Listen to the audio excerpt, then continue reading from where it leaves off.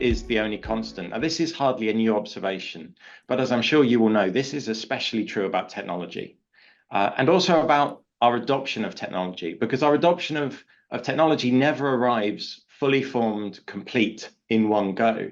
It's always a journey that evolves over time.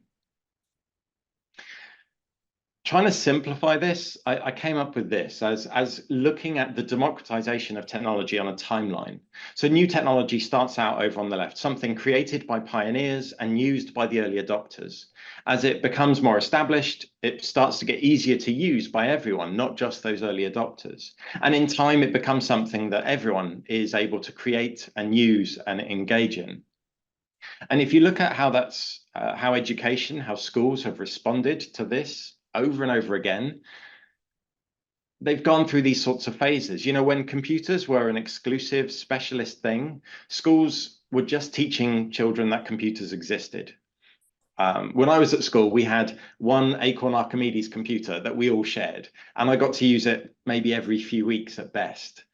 But as computers started to become commonplace tools in the workplace, schools started teaching children how to use computers as tools. You know, we went through generations where schools' IT lessons would mean teaching how to use a spreadsheet, teaching how to use the word processor, and so on. Fast forward to today, and today our students are digital makers. They're using computers in a really wide range of technical and creative endeavors. Education has always needed to respond to the evolution of technology, to the democratization of technology, by changing what they teach and how they teach it. So as I said, I wanted to talk tonight about AI. So if I say that, you know, all technologies go through this sorts of evolution, well, where is AI on this timeline? Well, I'm not going to take you through a history of AI. I'm sure this audience knows that well enough. But the point I want to make is, I guess, to remind you that AI started in the 1950s. You know, AI is not new. AI is not a thing of the future. I mean, absolutely, it's getting better. It's getting more powerful all the time.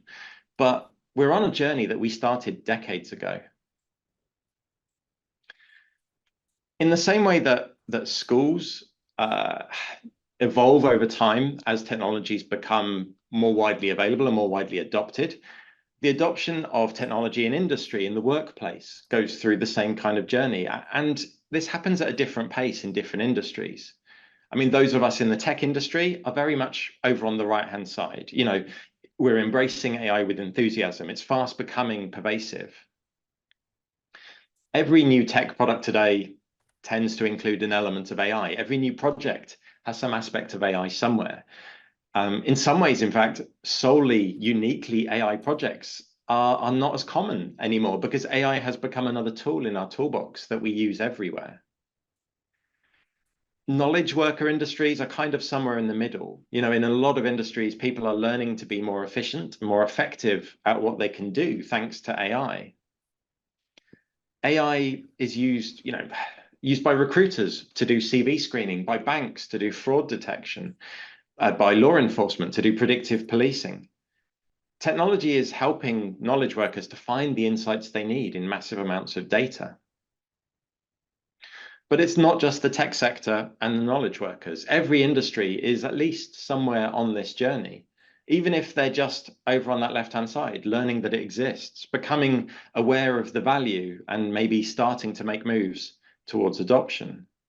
To just give you a couple of examples, think of car mechanics. I mean, my car runs on over 100 million lines of code. So car mechanics are already today using complex software.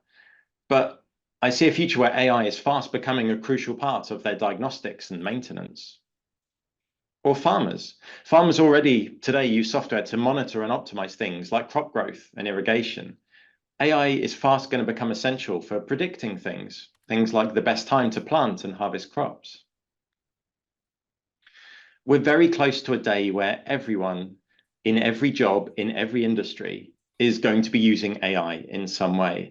And when I say that, I don't mean that we need everyone to become technical. I'm not saying that I think all students need to learn about algorithms and what a neural network is. If you look at how business has adopted technology in the past, I think there are lessons we can learn. And the spreadsheet is an example I return to often, because It's a key business tool across many businesses, across many industries. If you look today, there are millions of office workers around the world that they wouldn't think of themselves as a programmer, but they are able to use Excel to slice and dice data. They're able to describe what they're looking for in data in a way that doesn't make them feel technical or require them to write code. The spreadsheet is an interface that allows them to use the power of the technology in a way that makes sense to them without a tech background. I see that happening to AI, and the final result isn't going to look like a spreadsheet, but that idea of enabling access to the technology in a way that doesn't require a deep technical background, that I believe absolutely is going to remain. So what does this all mean for education? With the world on the cusp of mass adoption of AI technologies, what should we be teaching children? Well, as an enthusiastic and maybe slightly impatient technologist, I want all kids to get over to that right-hand side. I want them building and making and creating with AI. And I've spent maybe 6, 7 years now working to enable this. And I want to show you some of the projects that I've seen students make to show you how I think education can play in that right-hand side. A lot of the stuff I do is using Scratch. Now, if you haven't seen Scratch before, it's a low-code, drag and drop programming environment used heavily in schools around the world. Originally invented by MIT and open sourced, which means it's really easy to extend. It's got a really nice plugin framework. So what I started doing about 7 years ago was adding machine learning models into that palette of blocks that kids could drag onto the canvas. And what you're seeing here is an ImageNet model. So kids can recognize the main object in a photo, and you can see on the side there just how little code they need to do this. I'll show you some other examples similar to that. With this one, it's a face detection model. What they're using is a machine learning model to recognize where a face is, where parts of the face are in a video feed, and they're using this to make a kind of a fun game. There are loads of machine learning models that I've started adding into Scratch. And the key thing that I think students learn from doing this is that machine learning, AI, isn't replacing the need to code. Choosing Scratch was quite intentional. It means, because like I say, it's used around the world already to teach coding. It's how schools introduce coding. And that sends a really clear message. On the one hand, it's a useful practical thing. It means kids are already familiar with the platform. They're already familiar with the sandbox, and I'm just building on top of what they already know. But perhaps more importantly, it sends that clear message that AI isn't removing their need to learn how to code. It's not AI instead of code. It's about adding to their toolbox by giving them the ability to make things that are even more powerful, even more impressive, even more fun. It's about showing them that what they've already learned is useful, but AI is going to help them take it further. But it's not just about giving them pre-trained models out of the box. What I've really enjoyed is giving kids the ability to create their own machine learning models and then taking that into Scratch and doing their own projects. So I'll show you the kind of thing I mean. What I created was this child-friendly training tool for creating classifiers. So they can create these buckets for things they want to train the computer to learn how to recognize, and then fill them with examples. And what you're seeing here is the start of a chatbot project. Students thought of what kinds of questions they might want the computer to learn how to recognize, and then collected examples of how they would ask those questions. They then took that machine learning model that they created into Scratch and made this kind of virtual assistant that could answer questions, the questions that they thought might come up. And I've done this on a wide range of subjects. So I've seen students create projects based on like historical figures, chatbot William Shakespeare, chatbot Henry VIII, and so on. Chatbot geography projects, politics projects. The idea is instead of making it solely about AI, allowing them to use AI as a tool to interact with information in this way. Another thing that I found really works really well is video games. So I often get kids to do something like this. What they're doing is they're playing a video game. So the student is controlling the smiley character, trying to avoid the monster that's chasing them. And what they're doing while playing the game is they're collecting training data. Every time they press an arrow key, the coordinates of their character and the coordinates of the enemy are captured and to put into the training tool as a set of 4 numbers. So what they're doing is starting to train a machine learning model to be able to control the character.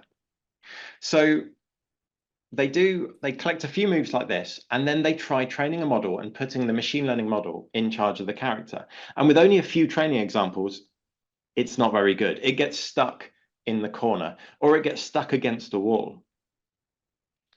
So they go back and they do more training. They collect more examples of themselves playing. And with a few more examples, they then go back and they train a new machine learning model and put it in charge. And it does a bit better. It's able to navigate the maze, to not get stuck in the corner, to get around the walls. But it still really quickly gets caught by the enemy.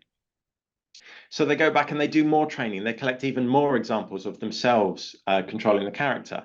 And then again, they go back and put the AI in charge, and they see it start to do really well. By the end of the lesson, many of them will find that their AI controlled character is able to evade the enemy forever.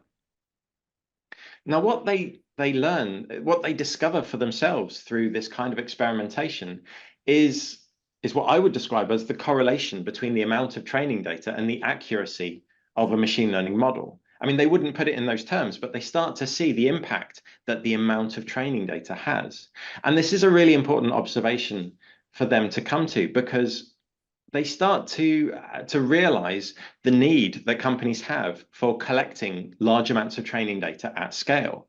And it starts to open their eyes up to things that are collecting training data, how systems they interact with are need to find ways to scale up, to crowdsource, to be able to generate training data at scale. Another kind of project I do quite often is trying to get students to create simplified versions of things that they'll be familiar with. Ideally, things maybe that they even have in the home. So something like an Amazon Alexa or a Google Home. So simplifying it right down, they will train a smart assistant to be able to recognize a couple of commands. And what you can see here is the start of a student project to train a model to recognize command to turn on a light or to turn on a fan. So they collect a few examples, and again, trying to encourage them to go through that iterative workflow of, collect some training data, test it out, see how it performs, go back and improve it. Because I think Scratch is really good at that, gives them that friendly sandbox, encourages them to experiment, encourages them to play. And kids like to test things. I mean, more specifically, they like to break things. They're really good at trying to find the edge cases and trying to find things that will trip it up. I had one student at the school we've got on site here who came up with activate the spinny thing as a way of asking to turn on the fan, which I thought was inspired. It didn't work. Their machine learning model didn't recognize that correctly, and it turned on a lamp instead. So I asked them what they could do about that. Well, what's the fix? How do we make this better? And without a lot of prompting, they said, well, if they take that mistake and add it into the set of training examples that they'd come up with for turn on a fan, then it would learn to recognize commands like that in the future. And it would be better at handling, at recognizing commands like that in the future, which is a really good answer. But with a little prompting, they started talking about collecting everything their project got wrong, adding all of those mistakes into the training buckets. What they recognized for themselves is how this would make their project get better and better the more that it was used. Again, this is a really important observation for kids to come to, because that idea of collecting mistakes that a machine learning project is making and using that to improve the performance of the project in future is a really common thing in real world AI projects. But when Amazon was reported to be doing this, collecting examples of mistakes that Alexa had made and getting people to sort that into the right set of training buckets to improve the performance of the system in future, mainstream media was really surprised. Even like tech journalists wrote countless articles about how shocked they were that a machine learning team might want to do something like this, Whereas even at a primary school level, students I've worked with not only easily understand the motivation to want to do something like this, but often will suggest similar approaches by themselves. Now, to be clear, I am not saying that all school students think something like Amazon's actions here were acceptable or appropriate. I've watched, even at a primary school level, I've watched classes have fantastic debates on this. Some students think it's reasonable and some students think it's totally inappropriate. And like I say, I've watched classes debate this really well. Now, they're not using phrases, they might not use the same phrases or the same way of describing it as we do, but having that insight into how the technology behaves and the insight that gives them into the motivation of the companies running these systems enables them to engage in debates about how they think this stuff should be used and how it should be applied. Another thing that I like about that Smart Assistant project is it gives students a chance to experiment a bit with the kind of output we get from machine learning models. Now, hopefully you can see this here, that what I give them is not only the answer that the machine learning model has given, but the confidence score that goes with it. That percentage number that tells them how confident the system is that it's recognized this input. So here, still with that same project of recognizing commands for turning on a lamp or turning on a fan, here it's recognized, can we get a little breeze in here, as meaning a request to turn on the fan, and it's 85% confidence. So I encourage the students to use that number in their projects. And you can see an example of this here, where a student is comparing the confidence score with a threshold of 50%, that's that number up there. And if the confidence score is less than 50, it says, I don't understand. So when someone asks something like, what is the capital city of France? Instead of turning on a lamp or a fan, it says, I don't understand. And when you say something like, can we have some light in here? It does the right thing. But why 50%? Is 50% a good number to use? Well, this is where, like I say, Scratch's ability to let them experiment and play around is really helpful, because they can try different numbers out and see the result, the impact that it has on their project. So they'll try putting that number really, really low. So you can see here, this student has picked 20% as their threshold. Now, what that means is if they say something like, make me a cheese sandwich, the confidence score their model gave was 24%, which is still higher than that 20. So it's still turned on the fan. If they make that threshold too low, it still will never say it doesn't understand. It's still going to take the wrong action sometimes. So they put that number up. And here you can see a student who put that threshold at 90%. And then when they asked their projector, can we get some breeze in here, which had a confidence score of something like 86% there, it said, I don't understand. It did have the right answer. It did correctly recognize the command, but the threshold was set too high. So it said it didn't understand. I've asked the children to describe the impact that this threshold has. And it's really interesting to hear them try to characterize it.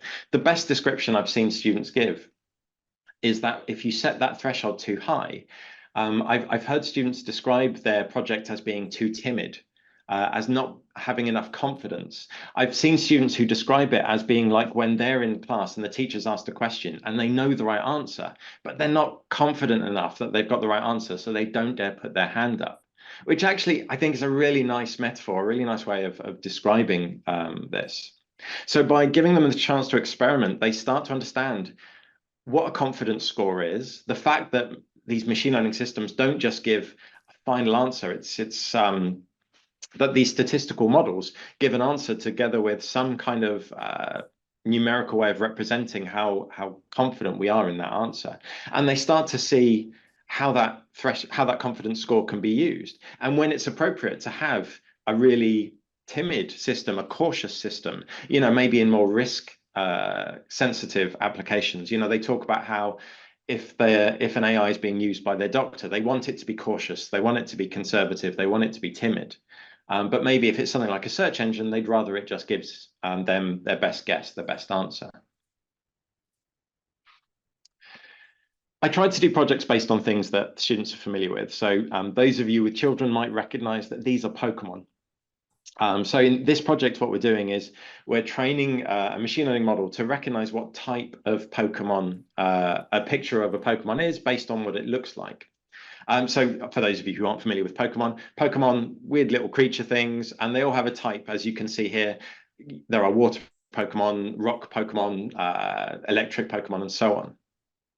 So they train a machine learning model by collecting pictures of their favorite Pokemon, and then they make something that can recognize it like this. So what you're seeing here is a project where they've got this new Pokemon at the top called, and I'm probably going to mispronounce this, Blaziken. And their machine learning model has predicted that this one is probably an electric Pokemon.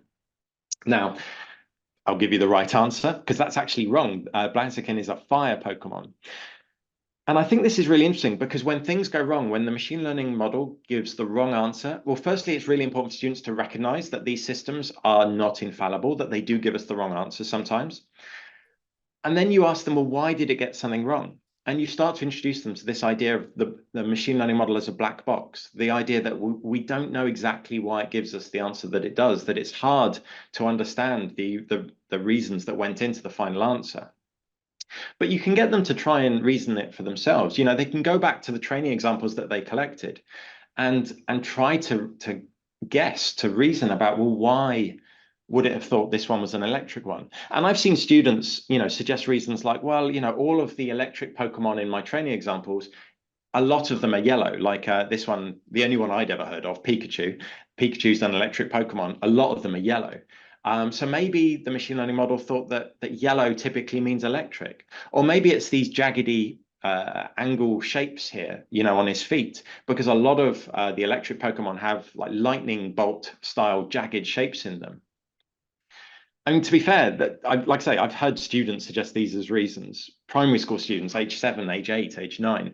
That would have been my best guess as well. I think that's a reasonable guess. And that idea of reviewing training examples to look to see what kind of patterns the model might have picked up on and using that to interpret the results that we get, that's a really good habit practice for the kids to get into. I'll give you another example. This one is Magikarp, and this one should be a water Pokemon because it's a fish, right? That's even I think I could have guessed that. But again, you ask the students, well, why did their machine learning model predict this as being a fire one? And again, with a bit of reviewing of their training examples, they'll say, well, all of our fire Pokemon had reds and oranges, fire, flame colors. So maybe that's what the model picked up on. This kind of idea of the machine learning model picking up on things, on patterns that lead it to make the wrong predictions, this sort of stuff, if you give the kids the space, the time, the freedom to experiment, happens all the time. And it's really valuable when it does. A project I've done many times is rock, paper, scissors.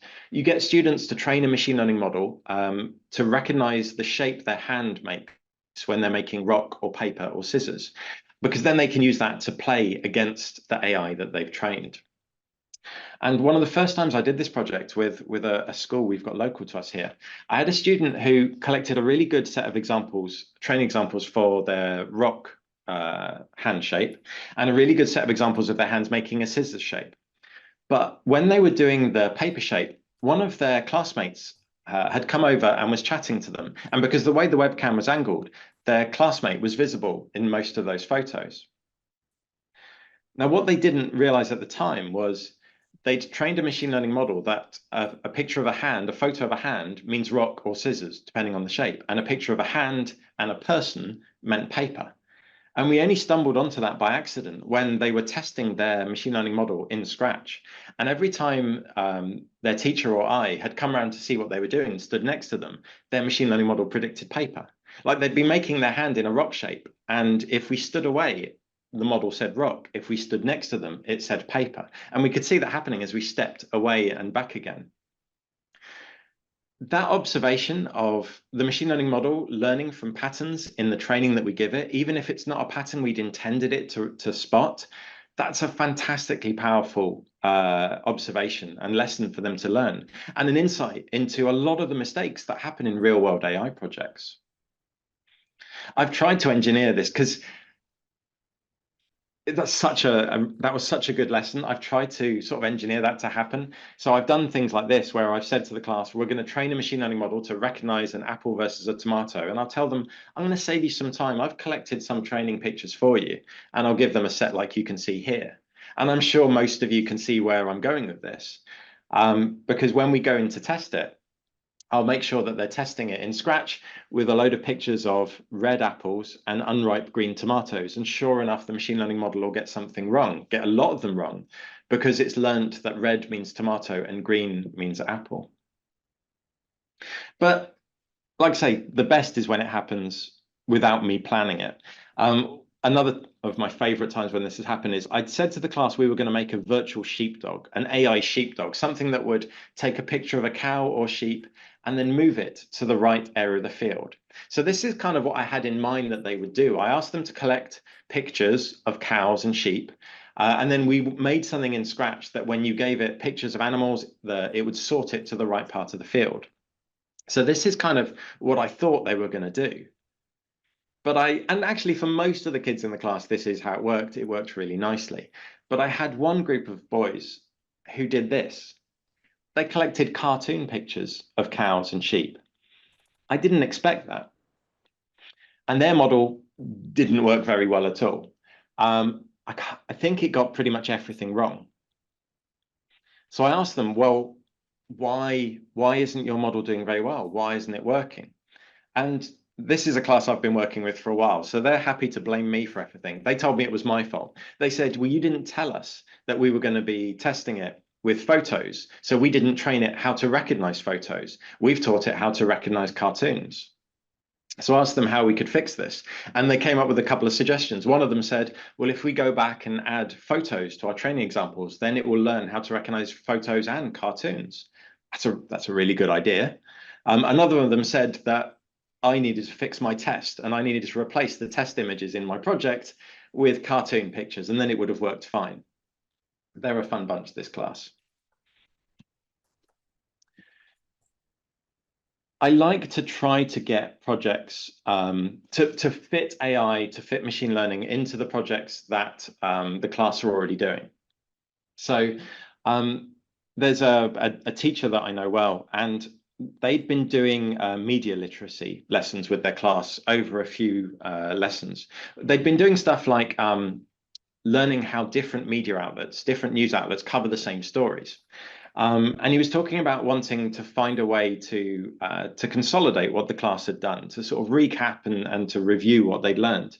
And we came up with this idea of a machine learning project. And what we did was we looked to see, could a machine learning model learn to recognize the different way that different newspapers use language. So we collectively, the class collected newspaper headlines, the top front main headline from the front page of a bunch of national newspapers. And what we were looking to see is, could a machine learning model learn to predict when it's given a new headline that it hadn't seen before, could it predict which newspaper that probably came from? And then again, we made a fun game in Scratch where you'd give it a new headline and it would put the newspaper on the right shelf. Now, partly I like projects like this because it's not just about doing AI for the sake of AI, but trying to integrate it with what the lessons are already doing. But there's other lessons that they learn from doing things like this. So I remember when we started doing this, one of the groups that we had, when they were testing it, all of their test examples were headlines that they'd already used in their training examples. So I sort of challenged them on this and said, well, is that really a useful thing to do? And tried to relate it to how when their teacher sets them an exam paper, when their teacher gives them tests, are they exactly the same questions phrased in the same way that they'd been doing in class? And they said, well, no, normally the teacher asks it in a different way or asks us something else. Well, why does the teacher do that? Oh, because they want to make sure we've really understood it and we've properly understood it. Which is not a bad metaphor for that idea of separating test data and training data in machine learning. That idea of wanting to make sure that the computer has really learned to spot this pattern and isn't just learning how to recall something it's already been told. So that idea of learning about the separation of training and test data by experimenting for themselves, I think is really effective. I'll show you one last example. This one was based on, again, trying to come up with real world examples of how AI is applied by getting kids to make simplified versions for themselves. In this one, they were training a machine learning model to recognize the start of postcodes by drawing directly onto an on-screen canvas. So they picked a few local towns, as you saw, and collected training examples.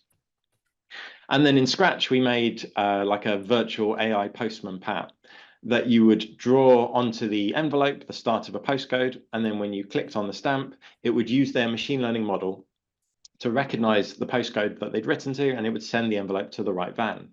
Now, partly, I like the technology demo here. They're learning about optical character recognition. They're learning about creating an image classifier. It's really good technical background. But more importantly, projects like this start to open the kids' eyes up to that kind of invisible AI, that idea that they're interacting with AI systems all the time, every day, even when they don't realize it, that it's in the background of so many things that we just take for granted. And it starts to get them to notice how and where AI is in their everyday lives. I started by saying that I'm super impatient and wanting to get all the kids over to that right-hand side. I want to see kids building and making and creating with AI. And hopefully from the examples I've shown you, I absolutely believe that is possible. Kids have the creativity and the imagination to create some really powerful and amazing projects. But even as an impatient technologist, I think all of these three aspects are really important, particularly as we see how the adoption of AI, the adoption of machine learning, is at different phases in different industries. I think it's worth making sure that kids understand all aspects. I think in all the examples of this I've seen, the best way I've seen this captured is in something called the CME framework that was developed by the Raspberry Pi Foundation. And the aim of this framework is to it provides a way of grouping and describing learning activities, lessons relating to AI. CME is an acronym. It stands for, well, I'll take you through a few examples. So the SE level, this is social and ethical. This is about lessons that cover the impact of AI on everyday life, lessons that introduce kids to the implications for society that AI brings. So this is things like privacy concerns, bias concerns, what impact is AI going to have on employment, the role that AI has played in misinformation. But also it covers lessons where AI is being really positive, the potential benefits of AI applications. But in a world where AI is increasingly going to be a key factor in so many of the decisions that impact our lives, what bank loans we get approved for, what job applications we get picked for, the medical diagnoses we get, and so much more besides. We need the next generation to understand the risks, to recognize where there's a need for oversight. The A level refers to applications, the systems that are using AI, the systems that are using machine learning models. So lessons at this level, it's about knowing what the tech is capable of. It's about knowing how and where machine learning systems are being used and applied, because it's really important that children know how and where AI tech is applied so they can understand how it impacts them, so they understand the world around them. And it gives them that insight I was talking about before, about the motivations and the behaviors of the companies applying this tech at scale. The M level is starting to understand the models, machine learning models. This is about knowing how to train a model, to test a model, how to create your own AI. And, I've sort of said that this is the area where I've spent most of my time in and where I'm super enthusiastic. But I think it is important. I think we need students to understand what this tech can do, because they're going to be the next generation creating the next generation of new solutions and applications, and helping to get them started in that is really valuable. And with the E level, they describe this idea of the engines that make AI models work. So here's where students can be introduced to the inner workings of things like a decision tree or a neural network. I like this model as a way of thinking about what we teach children. But to be clear, it's not about a lesson has to be one or the other. The authors of this are really careful to point out that a lesson or a learning activity could span multiple levels. So, I showed you that rock, paper, scissors example. When they start, the students could start playing rock, paper, scissors AI game against a computer with a pre-trained model. And at that level, they'd be working at that A level, that applications level, understanding how machine learning can be applied, understanding what it can do. And then you get them to train their own model and see if they can improve the accuracy by collecting more training images of their own hands in their own setting, in their own room. And at that point, they're starting to work at that M level, that models level. So even in one lesson, you can span multiple levels. I'll give you another example. A lesson about bias in AI. You could start at the society level, that societal impact of bias in AI. And at that point, you're working at the SE level. But then maybe you get the students to discuss what AI applications do they use? Get them to reflect on how bias impacts them personally. When you're doing that, you're starting to work at the A level, understanding how and where machine learning systems are applied and the impact it has on them. And then if you actually get them to play around with bias to create a biased model, or maybe give them a starting training set and get them to try and reduce the bias in that training set by making the training data more representative. Well, at that point, you're getting them to work at the M level, understanding how bias occurs in models and get them to try fixing it. And hopefully you've seen from the examples I've shown you, the training tools can be simple enough that they're entirely able to do that. So like I say, the idea of these levels isn't that one lesson has to be one or the other or the other. The idea is to get us to ensure that education is intentional about what students are learning from the lessons that they do. But it isn't just about AI literacy, although that is where I've spent a lot of the work that I've done has been focusing on AI literacy, teaching children about AI. I wanted to make sure I also covered on the impact that I think AI is going to have on education of all subjects. So to do that, I thought I would illustrate this with some example interactions, student interactions with ChatGPT, because that's absolutely the sort of the poster child for AI at the moment. For my first example, I've picked a ChatGPT interaction that Ken Khan shared. He is a retired academic from the University of Oxford, and he shared this as part of a larger piece of work that he was doing on how generative AI could support education. His full chat transcript with GPT is very long. It goes on for page after page. I've put a link on my slide here for the full transcript, but for tonight, in the interest of time, I'm going to pick out a few example interactions to give you a bit of a taste of what he observed. What you're seeing here is how he started by setting the expectation that he wanted the AI to not give him just a final answer, but to act as a coach, guiding and supporting him towards his goal. And I'll move on in a moment, but what I like about this example is this is a really good illustration of the ability of generative AI to perform in this kind of role, the coaching role, the guiding and supporting role. And I think it shows the potential for AI in education because of this. But anyway, let me show you what he found. So the premise for this example is Khan is playing the role of a student wanting to create a web page with a fireworks display. So he's using web browsers, graphics APIs in HTML and JavaScript to create like an animated fireworks display.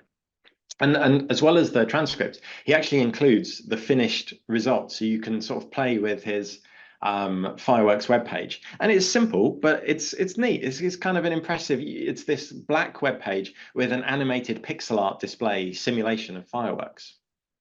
But this is how he started, and look at the response that he got. He didn't get a finished working example. He got guidance on how to start. He got help coming up with a plan for how to attack this project. He got suggestions for things he could consider along the way. So he made his first HTML page, his first web page. I haven't got his code here in the screenshot, but basically he had a first go at the first step of this, and then he showed it to the AI and asked for feedback. And he got feedback. He got supportive encouragement together with some helpful suggestions for how to improve it. He started on the next step. He checked again with the AI, is this okay? Is this the right way to do it? And he got some suggestions for a good way to take this further. When the AI used terms that he wasn't familiar with, I mean, well, actually, like I say, he's a computing professor. He's obviously familiar with these terms. He's playing the role of a student. But when the AI used terms that in his role as student he was unfamiliar with, he would ask the AI to explain what was meant by those terms. And as you can see here, he got good, simple definitions of the jargon, together with an example of putting that jargon, that definition, into practice. So he would use those definitions to try and create something for himself. And again, at each point, he would check with the AI to make sure he was on the right track. And that AI would give him feedback, suggesting some helpful improvements and fixes. There were places where he needed to make decisions about how he could implement some sections. So he would ask the AI about the impact of the choices that he had to help him weigh up the options. And the AI would give him useful advice in the context of the overall project. When something wasn't working, he asked the AI how he could investigate it, and the AI guided him for where he could look for diagnostics and for error messages. And when he found an error, he would paste it into the chat. The AI explained what that error meant in the context of the overall project and suggested ways to fix it. Throughout the project, throughout that transcript, you see him repeatedly check in with AI on how he was approaching each step. And each time he got guidance and coaching on how to improve what he was doing. You can see here, he got him suggestions for how to improve both the code style, but also how to make the final result of his project more interesting. And when he wasn't happy with aspects of how the project was working, the AI gave him an explanation of the reasons for what was happening and suggestions for how he could improve it. And when he ran out of ideas of what to do next, the AI helped with that too. It offered suggestions for enhancements and improvements on how he could take the project further. Like I said, the full transcript is much, much longer than I've shown. But what I did was I picked out a few examples that I think are representative of the tone of the overall transcript. The overall transcript probably represents a couple of lessons worth of work. Feedback is such a crucial part of learning, but the amount of feedback any teacher can give a student is limited by how much time they have. Imagine a classroom where every student in the room could get the level of support that I just showed you. That fictional student in Khan's example, they weren't copying a pre-canned solution. At each point, they needed to understand enough of the problem and what they were doing to be able to ask for the next step. They were given pointers on how to get started, and they could ask for clarification when they got stuck. But with that kind of interaction, I absolutely believe they would have had a deeper understanding of the technologies and techniques that they used than they had at the start. What I think Khan's example shows us is the potential for unlimited, on-demand, personalized feedback, the potential that AI has to support students, not by giving them answers, but by coaching, by suggesting, by encouraging. Let me show you another example. This one is one that I did. I want to show the potential of AI to help students learn about a new field by interacting with an AI that's generating answers based on a large amount of information from that field. So I tried creating an AI assistant based on Sherlock Holmes. And you can see the kind of interactions that I was able to get. This is a delightful way to interact with a large amount of information in a fun and creative way. The key thing to recognize is this isn't retrieving chunks of text from the Sherlock Holmes stories. It's generating new text in the style of what it's been given. I asked the AI to summarize Sherlock Holmes's method, and I got a pretty good overview. I wanted to show you both of these examples because Khan's example shows you the potential of AI as a coach. What I'm showing you here is the potential of AI to bring information to life. But the point is the potential for education is enormous.